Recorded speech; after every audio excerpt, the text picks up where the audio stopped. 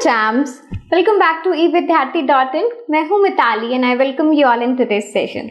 चलिए हम लोग शुरुआत करते हैं अपने नेक्स्ट टॉपिक के साथ, जिसमें कि एग्रीकल्चर के ऑलमोस्ट टॉपिक्स हमारे खत्म हो गए हैं। Now this is the last and the third one which is about crop protection movement. अब क्रॉप प्रोटेक्शन मूवमेंट क्या होता है, वर्ड ऑलरेडी आपको बता रहा है।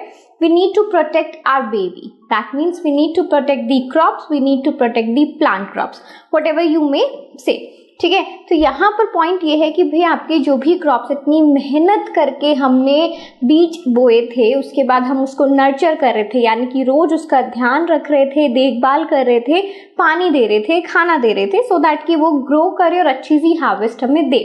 तो अब उसका ध्यान रखना बहुत ज़रूरी है, क्योंकि कहीं पर भी अगर आप बीज को बोगे या फिर अगर आपका एक देखो, मैंने इसको बिल्कुल जब लेक्चर की स्टार्टिंग की थी, इस चैप्टर की स्टार्टिंग करी थी, वहाँ पर भी मैंने आपको एक बात समझाई थी कि जैसे एक बेबी को हमें नर्चर करना होता है और साथ ही साथ हमें उसको नेगेटिविटी यानी कि उसके गिरने से, उसके कुछ गलत ना खाने से उसको प्रोटेक्ट करना होता है। सिमिलरली यहाँ पर भी कि कोई आपकी जो क्रॉप्स हैं वो प्रोटेक्टेड रहें, दैट इज वेरी इंपॉर्टेंट। ठीक है ना। सो यहाँ पर क्या है, we need to protect crop from weeds हो गए या फिर इंसेक्ट्स हो गए और उनसे हुई बीमारियां, इनसे हमें प्रोटेक्ट करना बहुत ज़रूरी है। ठीक है, और साइड में जो आप देख रहे हैं ये इसी तरीके का एक ऐसे कि किस तरीके से वीड पूरे क्रॉप्स में फैल जाते हैं। वीड्स बेसिकली होते हैं अनवांटेड प्लांट्स। तो मैं थोड़ा सा इसके बारे में आपको यहाँ पे बता भी देती हूँ। वीड्स हमारे हुए अनवांटेड प्लांट्स। ठीक है, साथ ही साथ जो आपके पेस्ट हैं वो भी रहते हैं। पेस्ट क्या होते हैं, पेस्ट पूरे क्रॉप्स को ना इंसेक्ट्स अगर खा जाते हैं या फिर उनपे कोई ना कोई इस तरीके से, जैसे आपको दिख रहा है यहाँ पर कि किस तरीके से पूरे में फैल गए हैं, छोटे छोटे से पूरे में फैल गए हैं, तो कहीं ना कहीं उससे कोई ना कोई न्यूट्रिएंट तो वो जरूर लेंगे ना। तो ये वीड्स के साथ या फिर इंसेक्ट्स के साथ या फिर रॉडेंट्स के साथ होता है। ठीक है, चलो, weeds are the unwanted plants in the cultivated field.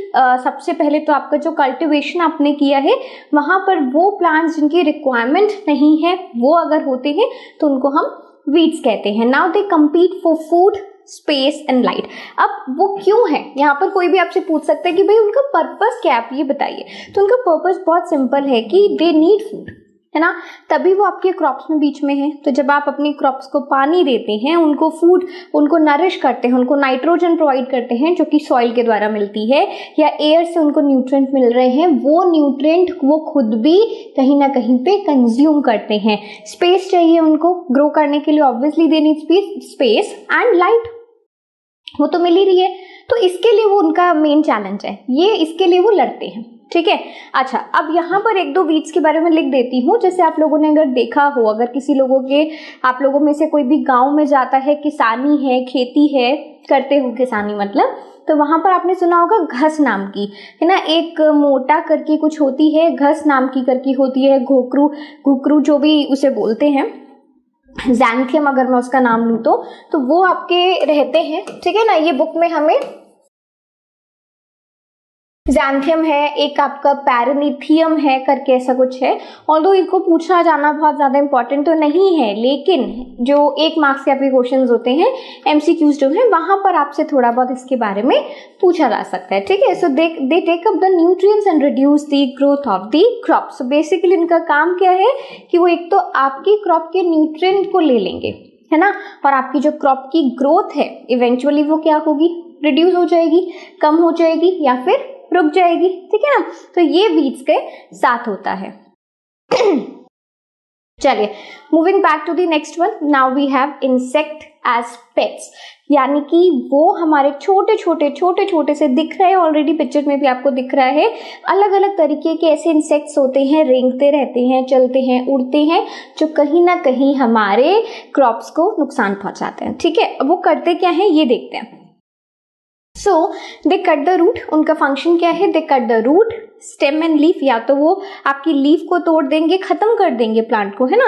जैसे अगर अच्छा खासा कोई प्लांट ग्रो कर गया है और उसमें कीड़े लग गए हैं, जैसे कि आम भाषा में बोला जाता है कि इनको बचा के रखो, इनमें कीड़े ना लग जाएं। तो कीड़े लगने का मतलब क्या होता है कि वो कहीं ना कहीं अगर जड़ पे अटैक करेगा तो वहां से प्लांट मर गया एकदम ही, स्टेम पे अटैक करेगा तो वो ग्रोथ उसकी खत्म हो जाएगी, है ना। लीव्स पे अटैक करेगा तो वो उतना अच्छा नहीं रह पाएगा, कहीं ना कहीं पे लीव्स खत्म होंगी तो फूड खत्म होगा एंड इवेंचुअली आपका प्लांट मर जाएगा या आपकी क्रॉप मर जाएगी। तो वो बहुत इंपॉर्टेंट है।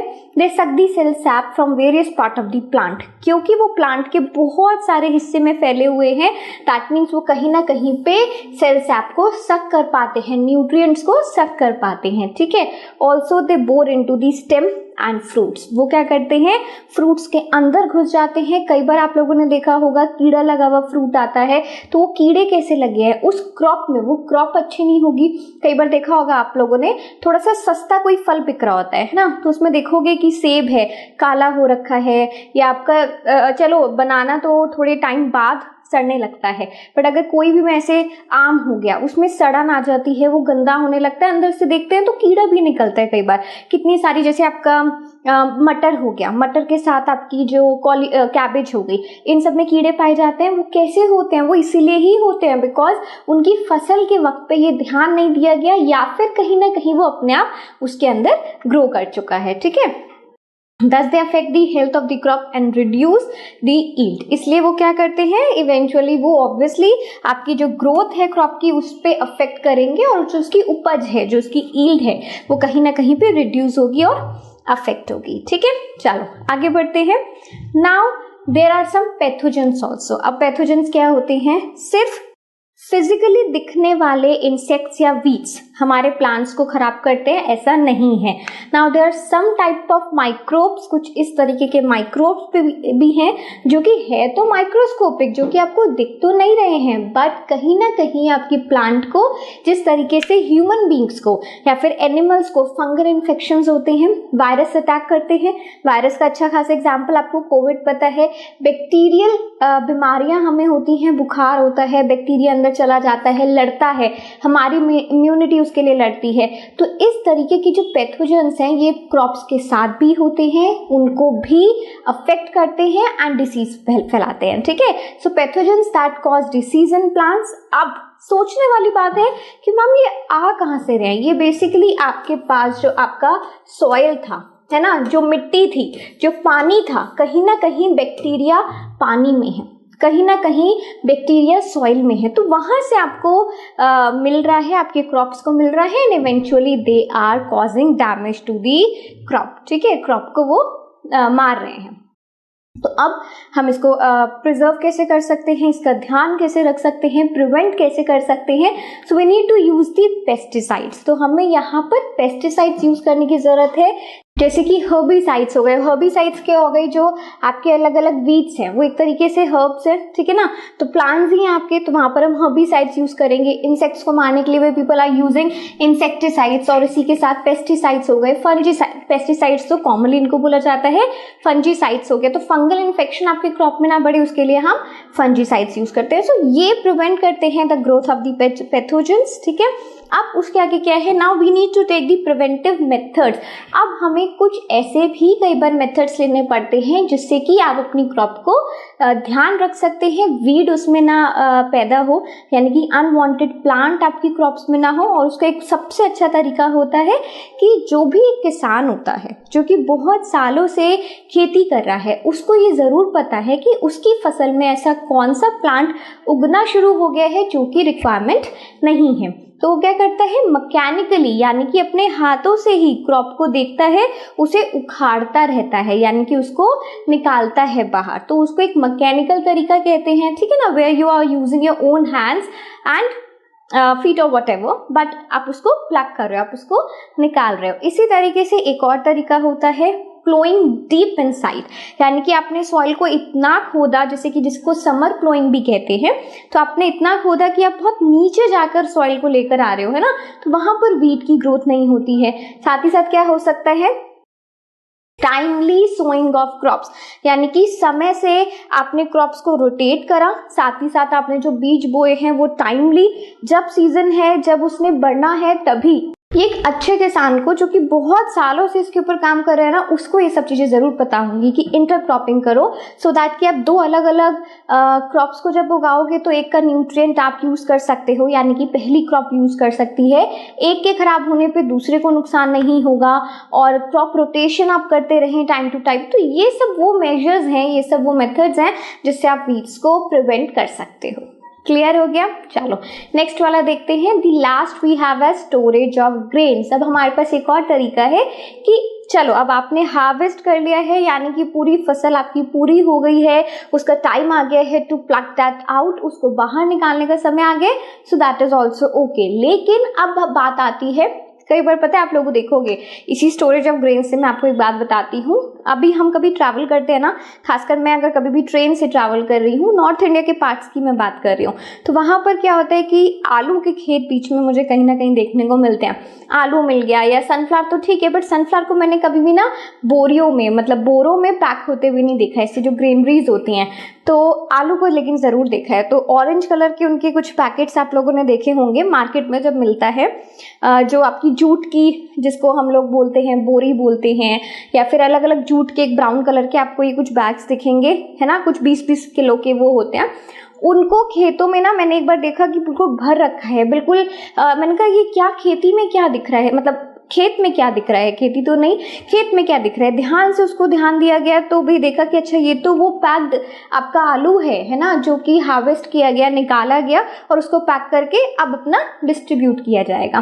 तो ये सब चीज़ें बहुत आसान हैं, देखने को मिल जाती हैं, और इनको स्टोर करना अपने आप में बहुत बड़ी बात है। इनको स्टोर करना बहुत ही इम्पॉर्टेंट है, ठीक है। अगर अब हम बात करते हैं कि व्हाट आर द फैक्टर्स जिसकी वजह से स्टोरेज में लॉस होता है, इन्वेंट्री में लॉस होता है। इन्वेंट्री यानी कि आपके पास जितना भी माल है आपने इतने बड़े बड़े ग्रेनरीज में रखा है, चूहा आ सकता है, चूहा छोड़ो चूहे आ सकते हैं, है ना, तो वो बहुत नुकसान पहुंचाते हैं। रॉडेंट्स कहते हैं जिनको, यहाँ पर मैं लिख देती हूँ आपके लिए।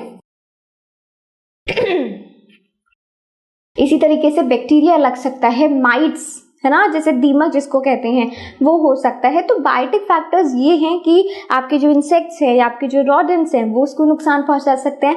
और एबायोटिक फैक्टर्स की अगर मैं बात करूं तो it could be inappropriate moisture, यानी कि अगर ह्यूमिडिटी है तो वो ह्यूमिडिटी से ही खराब हो गई, मतलब 6-7 महीने पड़ी रही, सरप्लस में कुछ वीट हमारी ग्रो कर गई थी, या फिर चीनी अगर आप कभी देखोगे ना तो इंडिया में खासकर ये सरप्लस में ही रहती है, यानी कि इतनी आप उगा लेते हो, इतना आप उसका शुगर केन की खेती कर लेते हो कि वो सरप्लस में रहती है, यानी कि जरूरत से ज्यादा उसकी हो जाती है, ठीक है। तो वहां पर क्या है कि अगर थोड़ा सा भी मॉइस्चर है एनवायरमेंट में तो वहां पर वो खराब हो जाएगी, ठीक है। टेम्परेचर फेवरेबल होना चाहिए and the place of storage also. So these are some of the factors जिससे कि बचाया जा सकता है। और खराब कौन करता है ना, तो ये वो फैक्टर्स थे। अब होता क्या है, ये फैक्टर्स की वजह से या तो आपकी क्वालिटी डिग्रेड होगी, ऑब्वियसली अगर मैं थोड़ा सा भी नमी वाले शुगर को, नमी वाले चीनी को या गुड़ को या शक्कर कह लो, कुछ भी कह लो, है ना, उसको बेचने जाऊंगी, या फिर जो मेरा आलू है जो कि काफ़ी समय से पड़ा था तो उसमें कीड़ा लग गया है, वो सड़ना शुरू हो गया है, तो वहीं ना कहीं उसका जो क्वालिटी है वो डिग्रेड हुई, है ना। उसके बाद वेट में लॉस होगा, क्योंकि अगर रॉडेंट्स उस पर आ गए, चूहे आ गए, तो आधा तो वो खा चुके हैं। पुअर जर्मेटेबिलिटी, जर्मिनेशन, ठीक है। तो पुअर जर्मिनेशन का मतलब है कि अच्छी ग्रोथ ही नहीं हमें दिख रही है, और आपके जितने भी आलू है, आपका जो वीट है वो डिसकलर हो चुका है, यानी कि उसका अच्छा जो उसका एक्चुअल कलर था वही खराब हो गया है, वो थोड़ा पेल पड़ने लग गया है, थोड़ा हल्का कलर होने लग गया है। तो यानी कि उसको रखा हुआ काफी समय हो गया है और अब वो सड़ने लगा है, वो बासा होने लगा है, ठीक है। हर रॉ मटेरियल की अपनी एक एज लिमिट होती है, जिस तक आप उसको अच्छे से यूज करोगे तो उसके अंदर फुल ऑफ न्यूट्रिएंट्स रहेंगे, बट जितना समय बाद आप उसको यूज करोगे उतना ही वो खराब होने लगेगा। अच्छा, एक और बड़ा अच्छा सा फैक्टर आपको बताती हूँ। आप लोगों ने घर में देखा होगा, जब भी हम लोग के घर में आलू प्याज आता है या रखते हो तो आप देखोगे कि अगर बहुत दिन तक प्याज यूज नहीं हुआ है ना, तो आगे से जर्मिनेशन उसके एंड से स्टार्ट हो जाता है ना। या फिर हम देखते हैं कई बार कि आलू है तो उसमें छोटा छोटा सा जर्मिनेशन शुरू हो जाता है, ऐसा आप देखोगे कि ऐसा कुछ ग्रो करना शुरू कर गया इस तरीके से। बहुत थोड़ा सा अजीब लगता है, वियर्ड लगता है, बट हाँ होता जरूर है। So these are the things जो कि पुअर स्टोरेज से हो सकता है। ठीक है, चलिए आगे देखते हैं। सो अब इनको हम कंट्रोल कैसे कर सकते हैं? सबसे पहले हमारा जो मैनेजमेंट है वेयर हाउसेस का, वेयर हाउस वही था जिसको मैंने सबसे पहले आपको दिखाया है, जो बड़े बड़े स्टोर रूम्स होते हैं ना, काफी बड़े होते हैं, मतलब आपका घर छोड़ो, पूरा आप अपना कॉलोनी ले लोगे उतना बड़ा एक वेयर हाउस होगा। ठीक है, तो इतने बड़े बड़े जो वेयर हाउसेस होते हैं वो होते हैं कहीं ना कहीं पे उनको मैनेजमेंट, उनकी सफाई, उनकी प्रॉपर क्लीनिंग, ठीक है, proper drying of the products, यानी कि आपका जो रॉ मटेरियल है वो सूखा होना चाहिए, नमी कहीं नहीं होनी चाहिए। ठीक है, fumigation using chemicals that can kill paste, तो ऑलरेडी पहले से आप फ्यूमिगेट कर चुके हो, यानी कि उस जगह को पेस्टिसाइड्स करवा दिया आपने, वहां पर कोई कीड़ा नहीं पनपेगा, कोई ह्यूमिडिटी से कोई और इंसेक्ट वहां पर नहीं आएगा। तो ये सारे फैक्टर्स बहुत जरूरी हैं टू कीप इन माइंड कि भाई आपका जितना भी आपने स्टोर किया है दैट कुड बी मतलब वो ठीक रहे। ठीक है, सो बस हमें यहीं तक पढ़ना था, यही है हमारा क्रॉप प्रोटेक्शन। अब मैं आपको बार बार यही बोलती हूँ कि जितना हम लोग करते आ रहे हैं बस उतना ही रिक्वायर्ड है, एक स्टेप ऊपर नहीं, एक स्टेप कम नहीं। ठीक है, बस आप इसको पढ़ो, आप इसको समझो, and that's all you have to do. Clear है? चलो, तो अब मैं आप लोगों से मिलने वाली हूँ हमारी नेक्स्ट स्लाइड्स, हमारी नेक्स्ट वीडियो में, जिसमें कि अब हम स्टार्ट करने वाले हैं कैटल फार्मिंग पे, पोल्ट्री फार्मिंग पे, सो एंड सो। ठीक है, so I hope to guys you all, and तब तक के लिए आप लोग अपना ध्यान रखें। Bye bye.